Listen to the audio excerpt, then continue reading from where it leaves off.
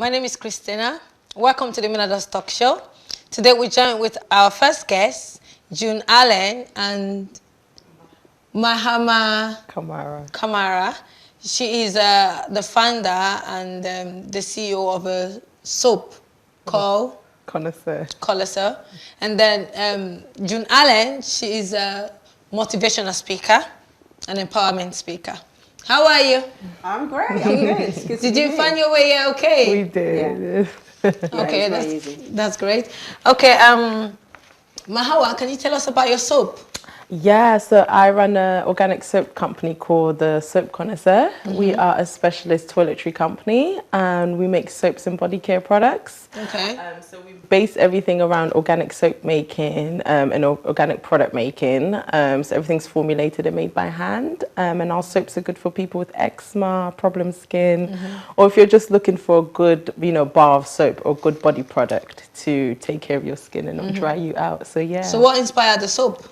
I actually started when I was on maternity leave. I had my daughter. She had dry skin. I see. Yeah, so that was a combination of her having dry skin. I was looking for something to do. My background's in social work. My contract had ended as well from the job I was on. So it was just a mixture of all those that just thought, you know what, let me give this thing a try and actually put my hand at entrepreneurship. Well, it's been working out. We're getting there, but yeah. So how long have you been into the soap business? We launched in 2015, and before that it took me a year to sort of learn and teach myself. So it's about 5 years now. So yeah. Oh, well done. Yeah, thank you. So where can people find the soap and where can people get it? So we're mainly online. So you can find us at obviously soapconnoisseur.com, and all our social media handles are at the Soap Connoisseur. We do mainly trade shows and events as well. And we're doing our next pop-up event. We're actually doing our pop-up event in Ghana this time, just to try the market out, to see what the market is like over there and how they're going to actually receive the Soap Connoisseur. So we're quite excited. Oh, so it's not in African yet? It's not in Africa yet, no. We're getting it there, slowly but surely. As you know, so Ghana is your first...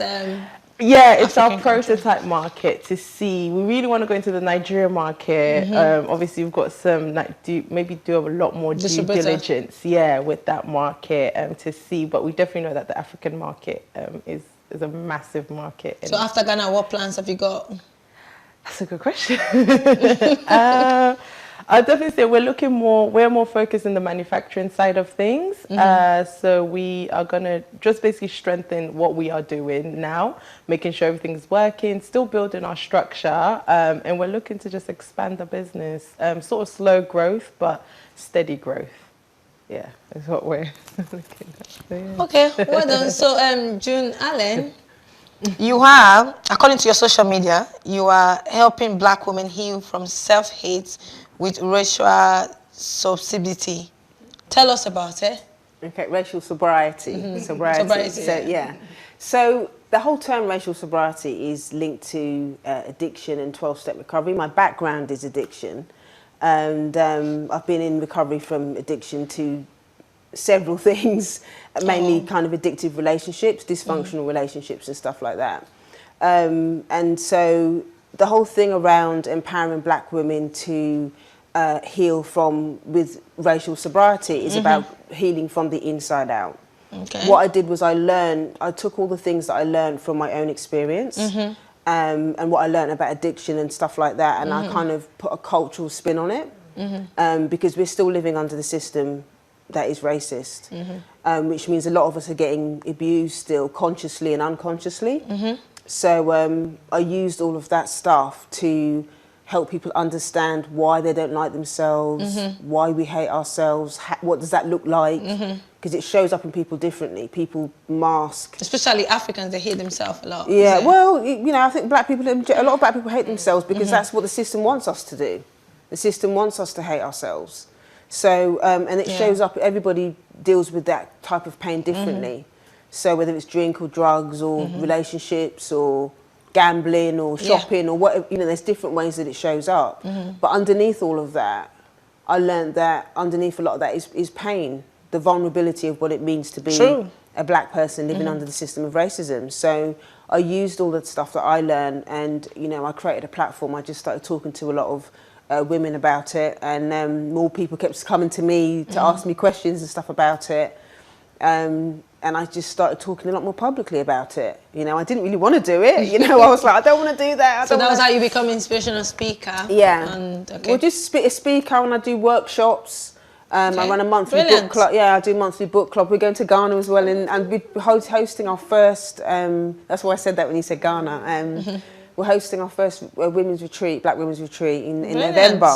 And me and my business partner, she's from Nigeria. She lives in Australia. Okay. And she's over at the moment. We're doing the launch. The launch is actually happening tomorrow evening. Brilliant. And then in November we're going. It's all based on, you know, the year of return. The Ghanaian government are doing this thing about year of return. So I think it's interesting that we chose to do the retreat. It wasn't planned. We just said, let's do it this year. And then we found out that's what the Ghanaian government was doing. So it was quite interesting that the alignment, the ancestors wanted us to align and do the same thing. So, yeah, really excited. It's the first time I've ever done a retreat. My business partner's done several retreats before, but it's the first time that she's doing it in that context. So, yeah, really looking forward to doing that. And it's all going to be about returning to self unapologetically. Okay. So yeah, just building self-confidence. So what actually inspire what you do, helping Black women to... I went through my own process. You know, I went through my own process of, you know, I grew up in a very difficult self-hate. home. Yeah, I had a lot of self-hate. I found it difficult to stay in I found relationships painful. I found relationships really painful. Why? Because I didn't like myself. I didn't like myself, yeah, and I had a difficult upbringing and stuff, but not because, you know, again, underneath all of that was unhealed pain from racism. My parents came from Jamaica, and obviously, you know, for 200 and odd years, Jamaica was a slave plantation, and none of my ancestors went to therapy when they left the slave plantations.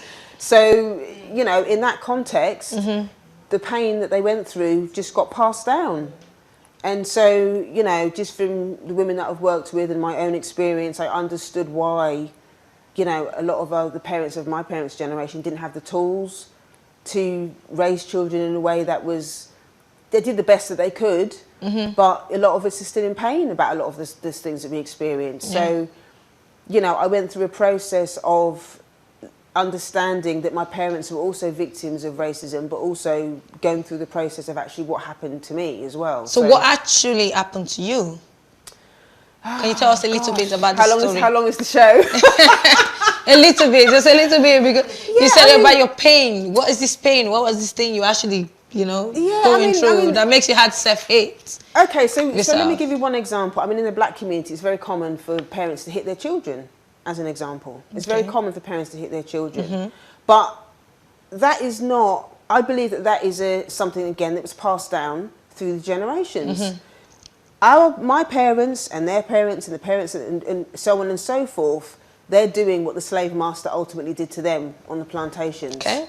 And it's kind of almost become part of. I know it's controversial. There's probably going to be a lot of people that are going to say, "Oh, you know, parents do," but the evidence speaks otherwise. There are so many studies that have been done that says that there is no benefit whatsoever. And actually, my experience and from what I learned from my experience and working with other women is that a lot of the reasons why so many parents don't want to acknowledge that doesn't work is because they don't want to face what happened to them. Yeah, true. They don't want to deal with the pain of what happened to them, so they're going to justify it, doing it to their children.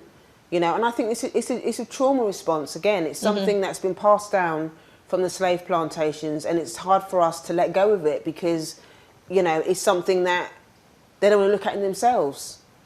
Very correct. You know? It's a huge topic. It's a massive topic, and it always creates controversy. When I say it, so tell us the biggest lesson that you've learned, and any advice for the viewers watching. The biggest lesson that I've learned is that I'm not alone.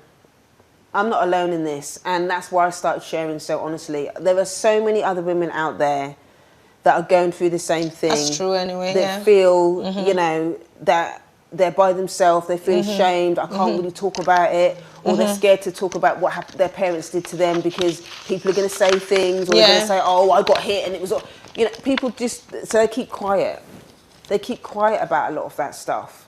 But through me speaking out, I've had so many people in my inbox sending me messages. They haven't got the voice, like they're happy you're speaking out. I don't always come on your live streams live, but I watch them, and then they message me and say thank you for sharing that, because that really helped me and stuff like that.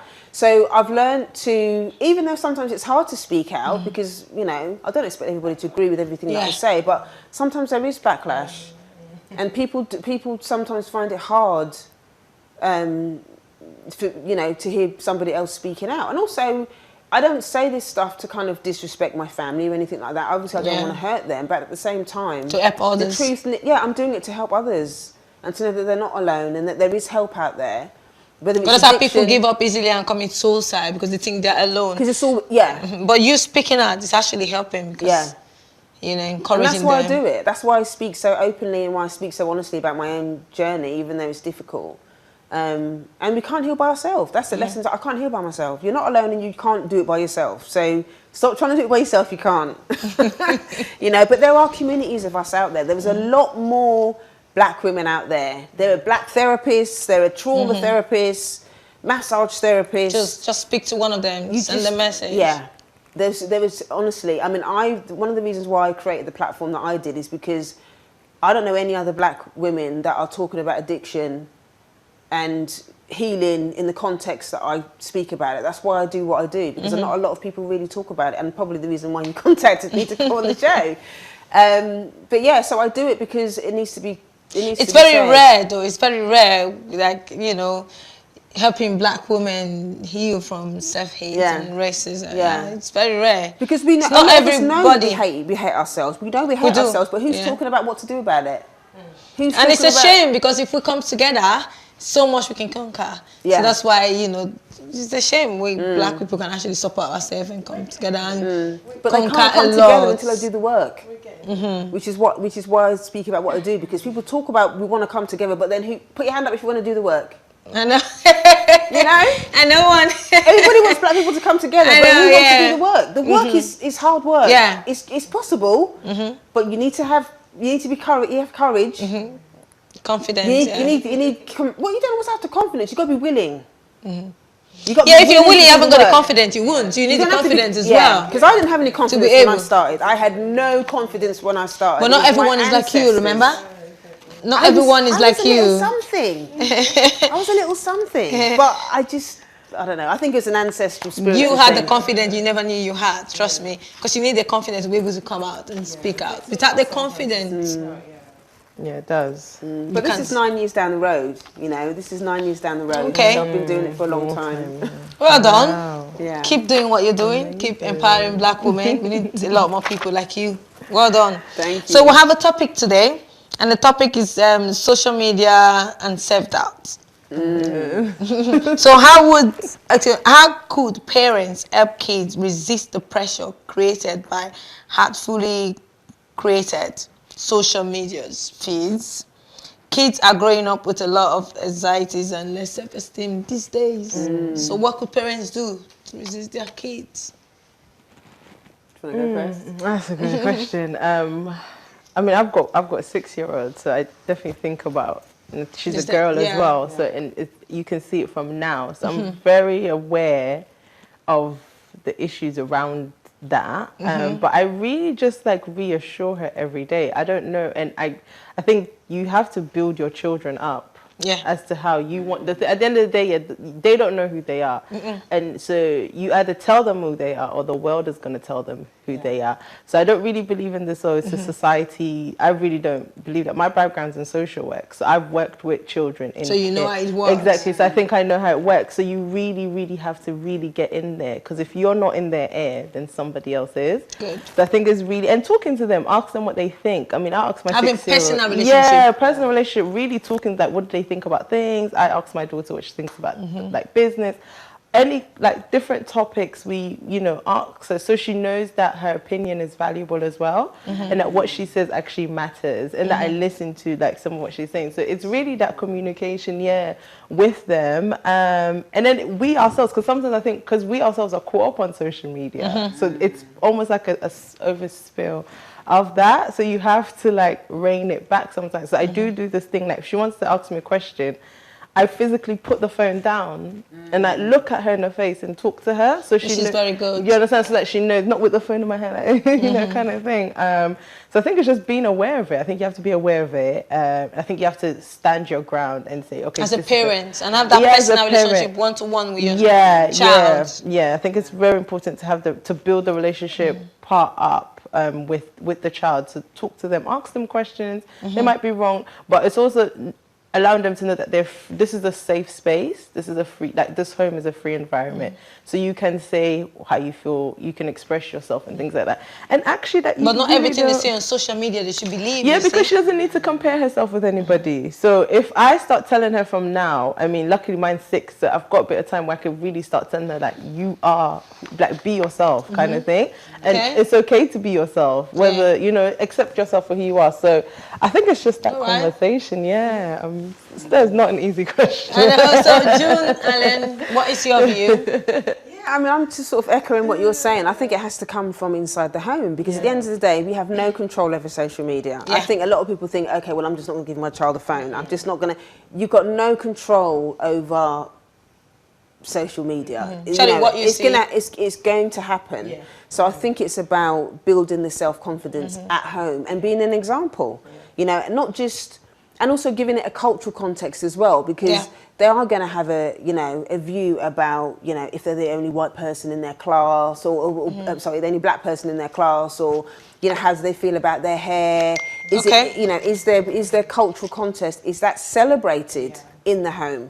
Do they know who Marcus Garvey is? Do you know who Maya Angelou is? It's all of those types of things, and create rituals in the home that honour that. You know, just simple things like having pictures up of the, you know, the heroes and sheroes in our community. Who are they? And so your child has a positive experience of what it means to be a black child. So what they see on social media, and also like with my daughter, I have dialogues with her about social media. Like, okay, so you're looking at that. Okay, so like as an example, because we have Netflix and stuff like that, and I said to her, let me give you an example of how racism plays itself out on TV. So if you look on Catch Up on, say, BBC or whatever it is, or ITV or whatever it is, you just, you know, sometimes like when they have the programmes, there's like a still, there's a photograph of the people in the thing. So I said to her, let's scroll through the programmes and then see if there's a pattern. So whenever you saw a black face, it was prison or something negative or whatever. But then all the white, you do it when you go home. Try it. Just scroll up and all the programming and see. That's a good one. And we have a dialogue about it, so she understands. You know, sometimes she'll say to me, if she's watching a program or something, she'll say to me, "Mummy, is that the token black person?" She's 11. Okay, so I think it's having a personal relationship with your child. That will prevent them, isn't it? It's having a dialogue and personal relationship. Because normally we have relationship with our partner, you know, with our business. We've got relationship with it. We've got time for this and time for partner. So we need to create time with our kids as well. So that helps that relationship. Okay, just before we go, if people want to find you on social media to follow up your what's it called, speaking for women, black women in self-hate and ritual, where would they find you? My all my social media handles are at Yard of Greatness. The business is called Yard of Greatness. So if you go, I'm on Instagram, Facebook, all of my social media handles are at Yard of Greatness, and the website is yardofgreatness.com, so you can find all about me there. So send me a direct message. I do loads of live streams as well, so there's loads of free stuff about what I do. We've got a YouTube channel as well, so you can find out loads of information about that. If people want to buy the soap as well, what can they find? And also follow you up for any new products. So we're on social media. All our handles are at The Soap Connoisseur. Our website is www.thesoapconnoisseur.com. You can also find me at Mahawa Kamara. That's my Instagram handle. Just type it in. It should come up. Are you on Twitter, Instagram? I am on Twitter, Instagram, and Facebook as well. Snapchat. So yes, no, I don't do Snapchat. No. You need to upgrade. Anyway, you need to upgrade. I think. Anyway, it's nice having you on the show. Thank you so much. Thank you for coming. And keep doing what you do. Thank you. Well done. We're going for a quick break, and then when we come back, we're joined by our last guest, which is an artist. Don't go anywhere. Stay tuned. Welcome back to the Ministers Talk Show. We join with our last guest, Joyful Praise, a gospel singer. How are you, Joyful Praise? I'm good, thank you. Did you find your way here? Oh, yeah. Thanks for coming. Did you find your way here okay? I did. And the funniest thing, the last guest that left, I was just driving down and I saw her. I'm like, hey, where is Ben TV? And she's like, I'm going there. I said, okay, let me give you a ride. Make it easy. That's why I had a new friend. Oh, you're looking very glam. Thank you. Okay, so our first topic for you today is tell us the inspiration of behind your new single. Okay, a lot of people have asked me that, and one of the things is, you know, when people think that they have 7 lives, they think that 7 lives, like the cat. Oh. 7 lives like the cat. And the inspiration behind that song is to tell people that why you live. So what's the title of the song? The title of the song is Alaye. Alaye. No Manyo. That is only Yoruba the living. Song. Yeah, a Yoruba song. The lyrics is in Yoruba. But it says, only the living will praise the Lord. Oh, so while you live, praise the Lord. Everything you do, praise the Lord. In good time, praise the Lord. True. In bad time, praise the Lord. True. Just learn to praise. I agree with Cultivate the habit of just giving up to Him. Yeah. That's wow. So what's the biggest lesson you've learned as an artist in the course of your rising? I've learned quite a lot. And one of the things I learned is nobody believes in your dream until you believe in it yourself. So pursue your dream. True. No matter the obstacle, pursue that dream. Keep moving. Keep doing it. And eventually you're going to get a lot of people say, oh, we believe in your dream. But actually they were just sitting on the fence waiting. So that's one of the lessons I've learned on this journey of, and another thing I've learned is reaching out to people, because a lot of times I've discovered that people are not reaching out to people. Okay, so what plans have you got musically Musically, I've got a lot of plans. I've got 4 singles at the moment that I'm working on in Ukraine, and 1 is ready, 3 to go. Wow, you're a busy woman. Yes. And eventually my album, and looking forward to releasing the album late this year or early next year. Okay. Yeah. So tell us about the song you're performing today. The song I'll be performing today is titled Alaye. Alaye. Alaye, because it's just to encourage people while you have the breath. Praise Him. Praise Him. Okay. Just before we go, can you tell the viewers where they can find you? And okay. You can follow you up a new single and what you're up to. I am on Facebook, and all you have to do is Joyful Praise on Facebook. I've got 3 pages on Facebook. There is Joyful Praise, there is Joyful Praise 2, and there is Joyful Praise fan page. And on Instagram is Joyful Praise on Joyful_Praise, and on Twitter also is Joyful Praise. Snapchat? Snapchat, Joyful Praise. And on YouTube is Joyful Praise. And I've got my website, www.joyfulpraise.co.uk, and all my singles are on iTunes, Amazon, and every social media platform. It was nice having you in Joyful Praise. Thank you. Thanks for coming to the show. Thank you. Thank you. Until next time, we'll see you again, hopefully. Thank you. This is all we have for you today. Joyful Praise is going to perform a new single to end the show. We really hope you enjoy her performance. Until next time, bye for now.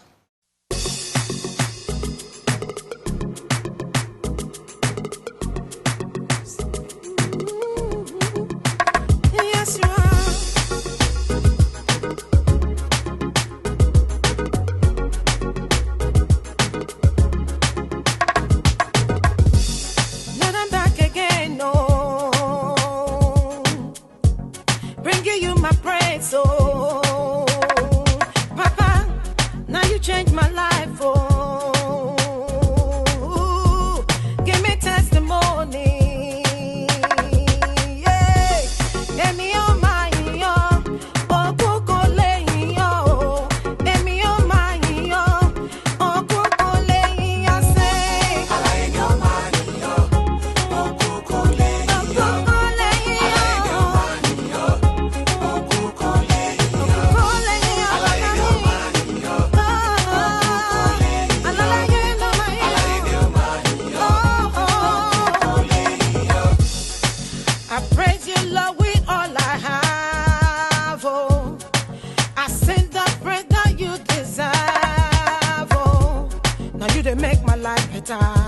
Now you they make me shine like this.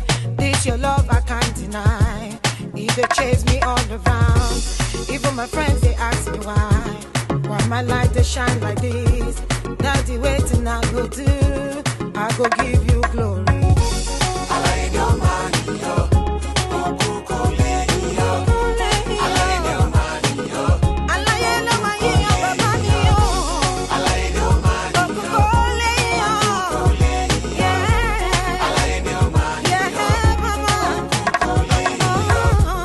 Every day of my life, Papa, me give you the glory and praise, oh.